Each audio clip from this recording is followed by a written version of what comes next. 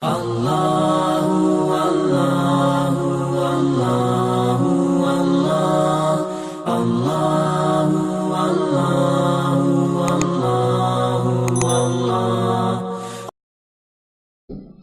کام کے ختم پر رسول اللہ صلی اللہ علیہ وسلم استغفار فرمایا کرتے تھے، اللہ کا شکر بھی ادا کرتے اور استغفار بھی کرتے کہ یہ کام ہو گیا، اللہ کا شکر ہے۔ پوری زندگی رسول اللہ صلی اللہ علیہ وسلم کو سامنے رکھیں اور ان اذکار کو جو آپ کی زبان مبارک سے زندگی کے ہر موقع کے اوپر ارشاد ہوئے ہیں اس کو غور کریں تو آپ کی سمجھ میں بات آئے گی کہ مومن کے ہر کام کی ابتدا اللہ کے نام اور اس کی نصرت سے ہونی چاہیے، اور مومن کے ہر کام کا اختتام اللہ تعالیٰ کی تعریف و توصیف اور اپنے عمل کی کوتاہیوں پر ندامت اور استغفار سے ہونا چاہیے۔ ایک سال ہم نے گزارا، ایک سال بڑے ہو گئے، لوگ ایک سال مکمل کر کے ایک سال بڑے ہو جانے کا جشن مناتے ہیں، سال گرہ کرتے ہیں، خوشی مناتے ہیں۔ انگریزی میں اس کو جو بھی کہا جاتا ہو، ہماری اردو زبان میں سال گرہ کہا جاتا ہے۔ گرہ کے معنی ہے گیٹی، بندھن، اور ایک سال ختم، اب اس کو مکمل کر دیا ہے، یہ کلوز ہو گیا اور یہ کتاب بند ہو گئی، اب نئی کتاب شروع ہو رہی ہے۔ تو آدمی کو اگر اس اعتبار سے دیکھا جائے تو اپنے ایک سال کے مکمل کرنے پر آدمی کو احتساب کرنا چاہیے۔ میرا سال پورا گزر گیا، 12 مہینے، ہر مہینے کے 30 دن اور ہر دن کے 24 گھنٹے اور ہر گھنٹے کے 60 لمحات، یہ سب میں نے گزارے ہیں اور اللہ اس کا حساب لینے والا ہے۔ آپ حساب نہیں لوگے تو نہ لو، پر اللہ تو لینے والا ہے، اور جو اپنا حساب خود نہیں کر لیتا وہ حساب لینے والے کو حساب دے نہیں پاتا۔ اس لیے ہر شخص کو اپنا حساب خود کر لینا چاہیے۔ اللہ پاک حساب لینے بیٹھیں گے تو ہم کیا حساب دیں گے؟ زندگی بہت ہے، لمبی ہے، اس کا حساب کیسے دیں گے؟ وہ لمحے لمحے کا حساب لیں گے۔ تو سال کے اختتام پر ایک مومن کو فکر پیدا ہونی چاہیے کہ ایک لمبی مہلت جو اللہ نے دی تھی اور 12 مہینے کا طویل عرصہ، اس عرصے کو میں نے گزارا تو آخر کس طرح گزارا؟ اس سے میں نے زندگی کے مقاصد پورے کیے یا نہیں بھی؟ آپ جانتے ہیں زندگی کا ایک مقصد ہے، صرف ایک مقصد ہے، اور وہ ہے اللہ تعالیٰ کو راضی کر لینا۔ اللہ تعالیٰ کو راضی کرنا یہ زندگی کا واحد مقصد ہے۔ اسی لیے ہم پیدا کیے گئے اور اسی کے لیے ارض و سما پیدا کیے گئے اور اسی کے لیے کل مخلوقات پیدا کی گئی۔ اللہ راضی ہو جائیں بندے سے، ہم سے، انس و جن سے، باقی ساری مخلوق تو اللہ کو ناراض کرتی ہی نہیں ہے۔ کوئی مخلوق اللہ کو ناراض نہیں کرتی ہے، صرف 2 مخلوقات میں راضی کرنے کی بھی صلاحیت ہے، ناراض کرنے کی بھی صلاحیت ہے۔ وہ ایک انسان ہے، ہم لوگ، اور ایک جنات ہیں۔ تو ہم اپنا احتساب کریں، فکر کریں کہ ہم نے کتنا اللہ کو راضی کیا اور کتنا ناراض کیا۔ توبہ استغفار کریں۔ جب ہمارے نبی صلی اللہ تعالی علیہ وسلم کی مبارک عمر پوری ہو رہی تھی تو اللہ تعالی نے ان پر وحی نازل فرمائی، اذا جاء نصر اللہ والفتح ورأيت الناس يدخلون في دين الله افواجا فسبح بحمد ربك واستغفر انه كان توابا۔ ایک نشانی بنائی، ایک علامت بنائی گئی کہ جب لوگ جوق در جوق، فوج در فوج آپ کے دین میں داخل ہونے لگیں، یہ علامت ہے کہ آپ کے کام کا اختتام ہو رہا ہے۔ آپ کے ذمے جو کام دیا گیا تھا، جو مشن تھا، وہ پورا ہونے جا رہا۔ شروع میں تو کئی دن کی محنتوں کے بعد اللہ کا کوئی ایک بندہ ہدایت کی طرف راغب ہوتا تھا اور مسلمان ہوتا تھا، لیکن اختتام حیات میں ایسا ہوا کہ قبیلے آئے، گاؤں چلے آئے حضور علیہ السلام کے پاس، اسلام کیا ہے آپ نے بتایا، قبول کر لیا، وہ مسلمان ہو گئے۔ یہ تھا فوج در فوج لوگوں کا آنا۔ حضور علیہ السلام کو فرمایا گیا، جب لوگ بڑی بڑی جماعتیں بن کر ہدایت کی طرف آئیں اور آپ کے ہاتھ پر مشرف اسلام ہوں، یہ علامت ہوگی کہ آپ کا کام پورا ہو گیا۔ کام پورا ہو گیا، اور جب کام پورا ہو گیا تو واپس اپنے وطن جانا ہوگا۔ کام کے لیے جس نے بھیجا ہے اس کے پاس لوٹنا ہوگا، لہذا آپ کیا کریں؟ فسبح بحمد ربک واستغفرہ انہ کان توابا۔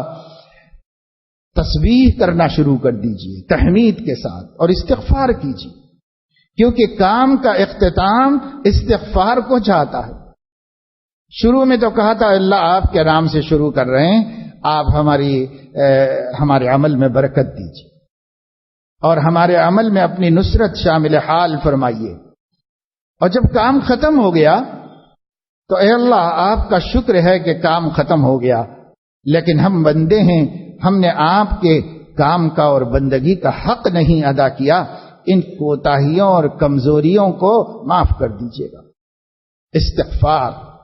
استغفار پچھلے گناہوں سے معافی طلب کرنے کو کہتے ہیں، اور توبہ آئندہ نہ کرنے کے عہد کو کہتے ہیں۔ پچھلے گناہوں سے معاف کر دیجئے، بہت ہو چکے گناہ، اس کو آپ اپنے کرم سے معاف کر دیجئے، نہیں ہے ہم اس قابل کہ ہمارا عمل آپ کے سامنے پیش کریں۔ لوگوں نے دیکھا تھا سیدنا شیخ عبد القادر جیلانی رحمہ اللہ کو کہ وہ کعبے کی چوکھٹ کے سنگریزوں پر پیشانی رکھ کر رگڑ رہے تھے۔ ابھی تو ایسا نہیں ہے نا، ابھی تو کعبہ صاف ستھرا بنا ہوا اور نہایت کلین رہتا ہے ہمیشہ۔ ایک وقت تھا جب کعبہ شریف میں سنگریزے تھے، پتھر پڑے ہوئے تھے، اور اس کے اوپر لوگ گزرتے تھے، چلتے تھے، تو اس کے دروازے پر جو سنگریزے تھے، جو پتھر کنکریاں تھیں، اس پر اپنی پیشانی رکھ کر رگڑ رہے تھے۔ می مالید و می نالید، پیشانی رگڑ رہے تھے اور رو رہے تھے اللہ کے سامنے۔ اب کیا کہہ رہے تھے اللہ تعالیٰ سے؟ من نگویم کے طاعتم بے پذیر قلم عفو بر گناہم کش۔ مالک میں یہ نہیں کہتا کہ آپ میری نیکیاں قبول کیجئے، اتنی جرت کیسے کروں؟ میں یہ کہتا ہوں کہ میرے گناہوں پر معافی کا قلم پھیر دیجئے، بس اتنی درخواست کے ساتھ آیا ہوں، ہمیں معاف کر دیجئے، ہم گناہ بہت کیے ہیں، اور وہ جو نیکی ہے نا وہ بھی گناہ سے کچھ کم نہیں، کیونکہ نیکی اپنی نسبت سے دیکھو تو بہرحال بہت کچھ کوشش کر کے ہم نے عبادت کی، کچھ کام کیا، لیکن خدا کی نسبت سے دیکھو تو اس کی شان کے اعتبار سے قابل قبول عمل ہمارا کیسے ہو سکتا ہے؟ حضور اکرم صلی اللہ تعالی علیہ وسلم بھی استغفار کرتے تھے عبادت کے بعد۔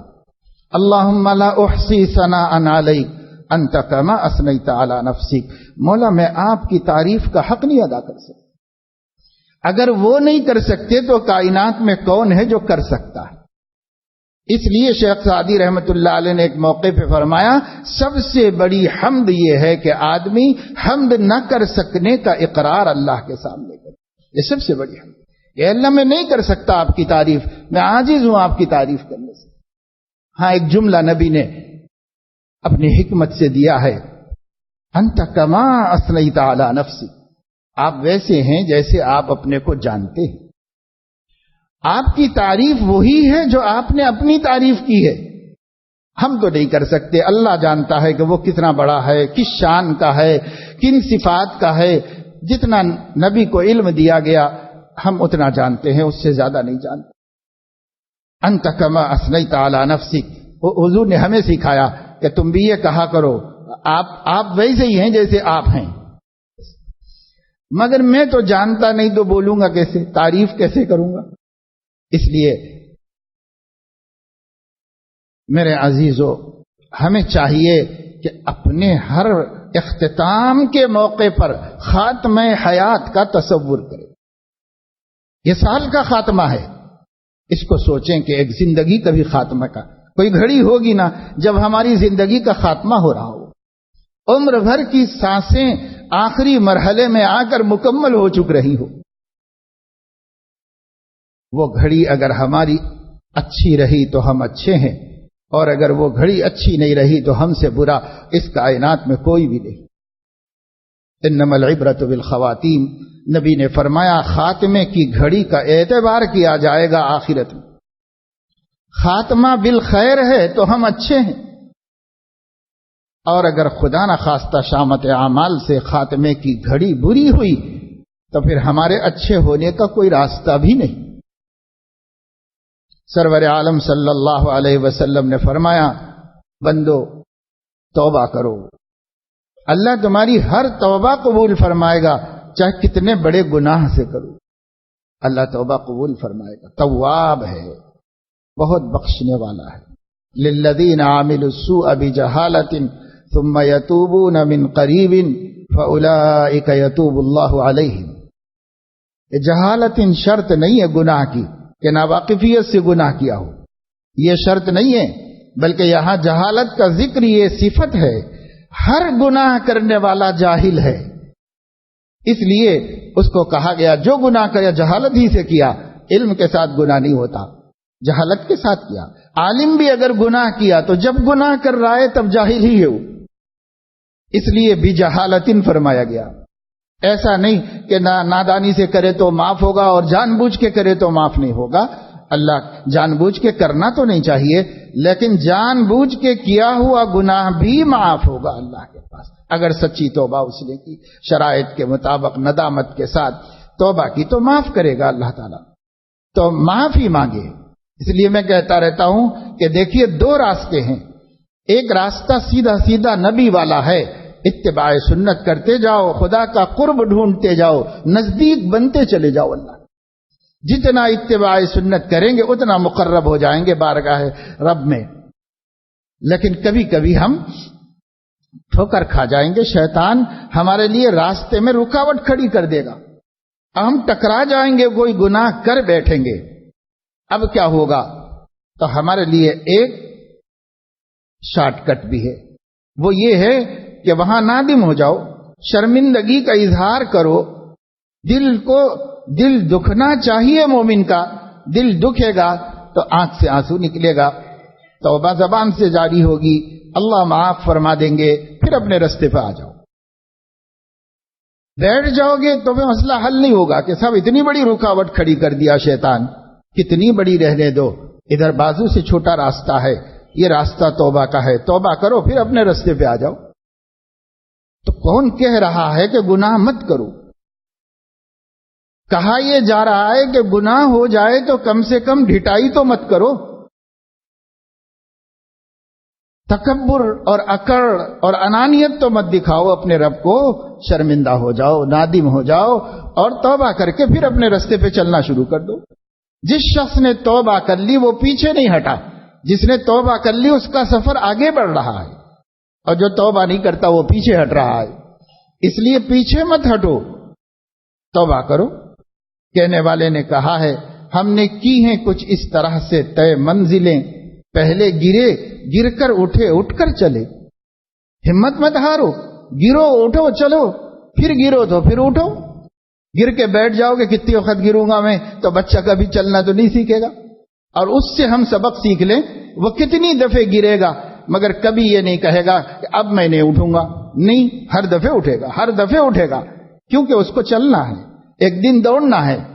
اور ہم بھی خدا کے راستے میں چل رہے ہیں، چھوٹے بچوں کی طرح ہیں، بار بار گر رہے ہیں، گر کے بیٹھ مت جاؤ، گر کے اٹھو، پھر چلنے کی کوشش کرو، پھر چلنے کی کوشش کرو۔ جو ناکام ہوتا رہے عمر بھر بھی، بہرحال کوشش تو عاشق نہ چھوڑے۔ ہم کوشش کیوں چھوڑیں؟ ہم ناکام ساری زندگی ناکام رہیں، کوشش کرتے رہیں اور کوشش پر مر جائیں تو یہی خاتمہ بالخیر ہے، یہی خاتمہ بالخیر ہے کہ کوشش پر ہماری موت ہو گئی کہ اللہ کو ناراض نہ کروں، اللہ کو ناراض نہ کروں، اسی فکر میں ہو گئی موت۔ تو اللہ تعالیٰ کہیں گے میرا بندے نے مجھے راضی تو کچھ خاص کیا نہیں، لیکن مجھے ناراض کرنے کی اسے جرت کبھی نہیں ہوئی، ہمیشہ مجھے راضی رکھنے کی فکر لگی رہی، بس یہی خاتمہ بالخیر ہے۔ معاف کرو اس کو، اس کی بخشش کرو، اللہ بخشش فرمائیں گے۔ اب بھائی غفلت، تو غفلت کی موت بری موت ہے، بری موت ہے غفلت کی۔ دیکھو اسی وجہ سے حدیث میں حضور اکرم صلی اللہ تعالی علیہ وسلم نے اللہ سے غفلت کی موتوں سے پناہ مانگی۔ مسنون دعاؤں میں ایک دعا یہ بھی ملتی ہے کہ آپ صلی اللہ علیہ وسلم نے اللہ کی بارگاہ میں عرض کیا مولا کریم مجھے دیوار کے نیچے دب کر مرنے سے بچا لیجیے، میں آپ کی پناہ چاہتا ہوں پانی میں ڈوب کر مرنے سے، میں آپ کی پناہ چاہتا ہوں آگ میں جل کر مرنے سے، اور میں آپ کی پناہ چاہتا ہوں اچانک آنے والی موت سے۔ اس سے حضور نے پناہ مانگی۔ کیوں پناہ مانگی؟ امت کو یہ بتانے کے لیے کہ اچانک آنے والی اور حادثات کی موت میں رجوع اللہ کا، توبہ کا، استغفار کا موقع نہیں ملتا بندے کو۔ اسے پتہ ہی نہیں تھا کچھ بھی، ایک دم سے ایکسیڈنٹ ہو گیا، وہ مر گیا، تو اس کو کہاں ٹائم ملا کہ وہ اللہ سے ایک دفعہ کہے کہ مولا کریم زندگی بھر کا پاپی ہوں، مجھے معاف کر دیجیے۔ لیکن ایک آدمی بیمار ہوا، ہاسپٹل میں شریک ہوا، بڑی بڑی مشینیں اس کے اطراف لگا دی گئیں، ڈاکٹرز حیران پریشان ہیں، وہ سمجھ رہا ہے کہ اب اپنا مسئلہ کھٹائی میں پڑ گیا ہے، بچوں گا یا نہیں بچوں گا، دنیا جیسی بھی گزری، اب وقت باقی ہے، اللہ سے منا لو، اللہ کو راضی کر لو۔ تو وہ کہے گا مولا بندہ بہت گندا ہے مگر آ رہا ہے، معاف کر دیجئے گا، رحم فرما دیجئے گا۔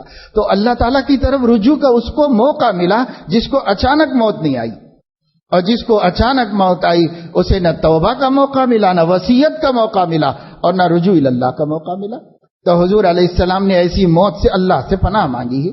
ہم مانگتے رہیں، مقدر میں جو ہے وہ ہوگا، لیکن ہم یہ مانگتے رہیں اللہ سے، مانگنا سکھایا نبی نے ہم کو۔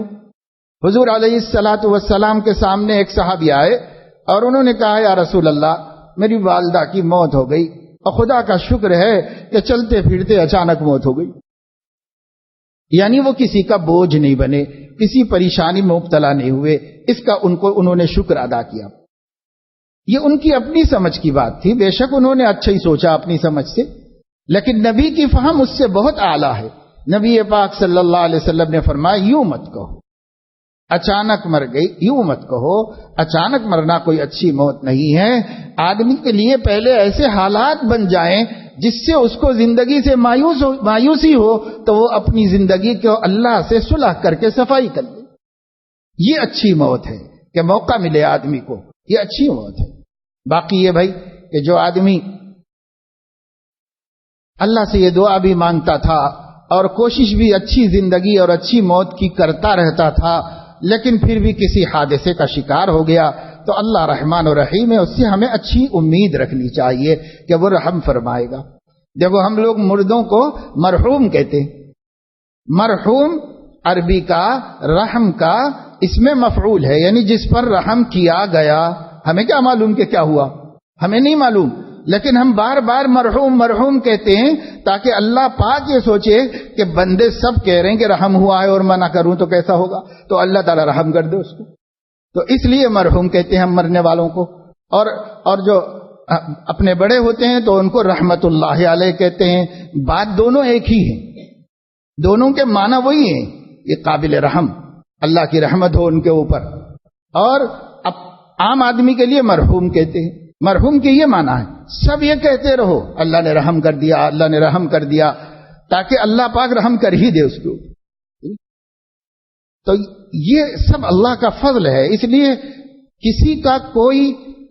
کسی کی موت مثلا اچانک ہوئی، حادثاتی ہوئی، اب اس کے بارے میں نہیں کہنا ہم کو کچھ بھی ہے، اس کے بارے میں تو اللہ سے اچھی ہی امید رکھنی ہے، لیکن اپنے بارے میں اللہ سے یہ دعا کیجئے کہ اے اللہ حادثات کی موت سے بچائیے۔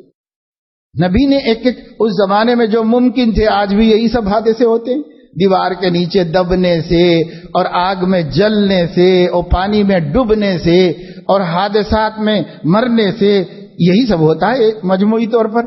یہ اچانک موتیں ہیں، فجاعت الموت، اچانک آنے والی موت، یہ غفلت کی موت سے پناہ مانگی گئی ہے، غفلت والی موت نہ ہو۔ ایک حدیث میں حضور علیہ السلام کی یہ دعا منقول ہے کہ آپ نے اللہ رب العزت سے دعا مانگی، اے اللہ